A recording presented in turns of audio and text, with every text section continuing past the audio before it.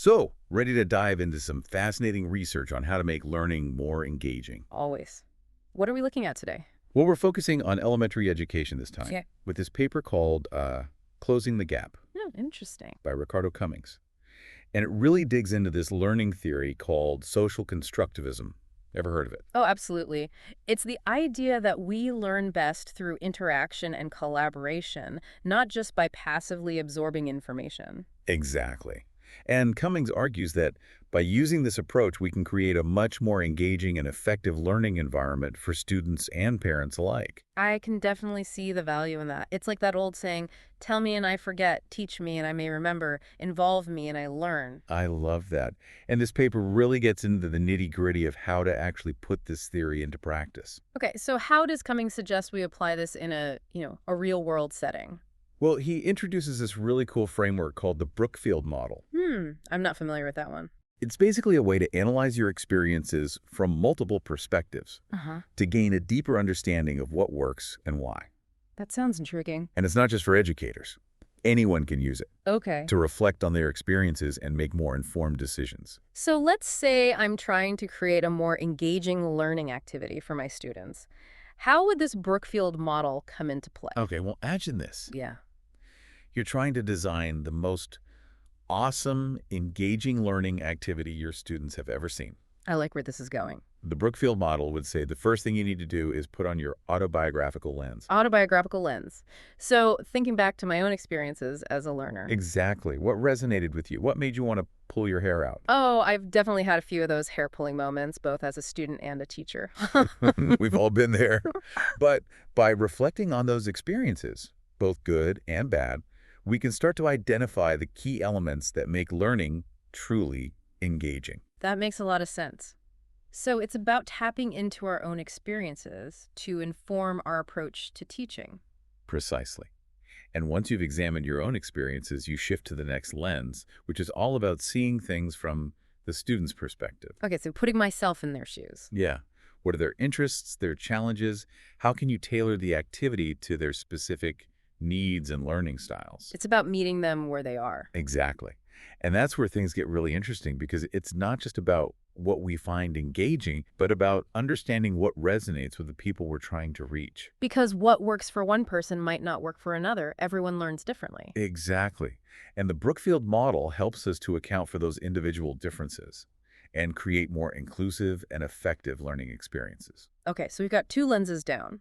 Autobiographical and student's perspective. What are the other two?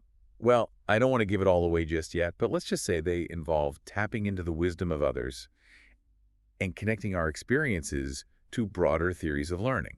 Ooh, okay. You've definitely piqued my curiosity. I can't wait to hear more about these other lenses and how they all fit together. All right, so you've got me hooked. Tell me about these other two lenses.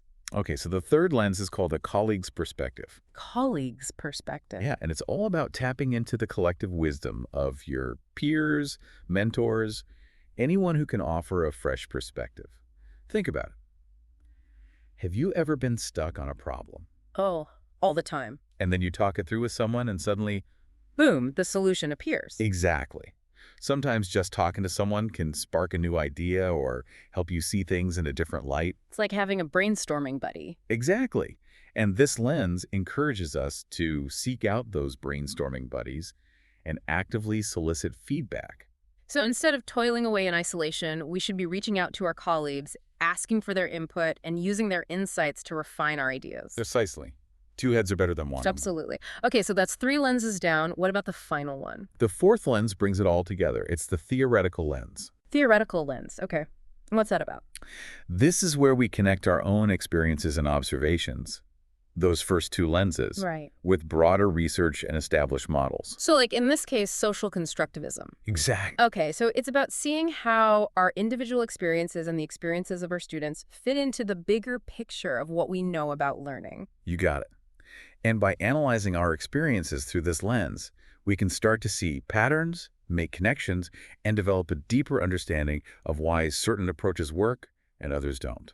It's like connecting the dots between theory and practice. Precisely. Yeah. The Brookfield model helps bridge that gap between those light bulb moments we have and why they work. And hopefully recreate those moments for our students as Yeah. well. Now, one thing I really appreciate about this paper is that Cummings doesn't just talk about social constructivism in the classroom. Oh, yeah. He branches out. He gives all these examples of how it plays out in other areas of life. Like what? He talks about mentoring programs, online communities, even how families pass down traditions through generations. It's all about people connecting, sharing their knowledge and experiences. Exactly. It really highlights how this theory, these principles, can be applied in so many different contexts. It's about fostering that love of learning in all aspects of life. Exactly. And speaking of fostering a love of learning, Cummins also talks about the importance of the learning environment itself. As in... It's not just about the physical space, but the overall atmosphere we create. Okay, so creating a space where students feel safe, respected, and empowered to learn. Exactly. He emphasizes the need for flexibility, integrating technology in exciting ways, celebrating cultural diversity, It's about making sure every student feels seen, heard, and valued. and that they feel comfortable taking risks, making mistakes, and learning from those experiences. Because that's how we grow. Absolutely. So Cummings has given us a lot to unpack here. This idea of social constructivism, the Brookfield model, the importance of the learning environment, it's all connected. And it's all about creating more engaging and effective learning experiences for everyone involved. So with all this in mind, for someone listening who's like, okay, I'm sold, how do I ditch the boring lectures and actually put this into practice? What would you say are some of Cummings's most immediately useful takeaways? Well, he keeps coming back to this idea of reflection, right? Like that autobiographical lens we talked about. That's where it all starts. He really encourages us to take some time to think back on our own educational journeys. What really resonated with us? What made us want to completely check out? Oh, man, I can think of a few of those checkout moments. But yeah, the good stuff, too. I remember back in elementary school, there was this one teacher, right? She would literally transform the classroom for different projects. Wow, that's dedication. One day we were building a whole miniature Roman city, and then the next week we were putting on this play we'd written ourselves. I was so into it, I didn't even realize how much I was learning because it was just fun. See, that's a perfect example of social constructivism in action. And by reflecting on those positive experiences, you can start to see what made them so effective. Was it the collaboration, the hands-on activities, the creative freedom? Right. It's like, what made it click? Exactly. And once you've identified those key elements, you could start thinking about how to incorporate them into your own work, your hobbies, whatever you're passionate about. So it's not just about remembering the good old days, it's about using those experiences as a springboard for creating something new. Exactly. And remember, these principles can apply whether you're a teacher, a parent, a manager, or just someone who loves to learn and share that knowledge with others. It's about being more intentional and thoughtful in how we approach learning and engaging with the world around us, Exactly. creating those aha moments, like the ones I had in that teacher's class. That's the power of social constructivism. It's tapping into something we all crave, that connection, that sense of discovery. This has been such a thought-provoking deep dive. And, it really makes you wonder, if Cummings is right and this approach is so effective, where else could we be using it? I mean, he focuses on elementary education, but this feels bigger than that. Absolutely. I mean, think about workplaces, community centers, even just within families. It makes you wonder how much more engaging and effective learning could be if we just shifted our approach. Something for everyone listening to ponder, right? Where could you apply these ideas in your own life? And with that question, we'll leave you to your reflections. This deep dive may be over, but the learning never stops. Until next time.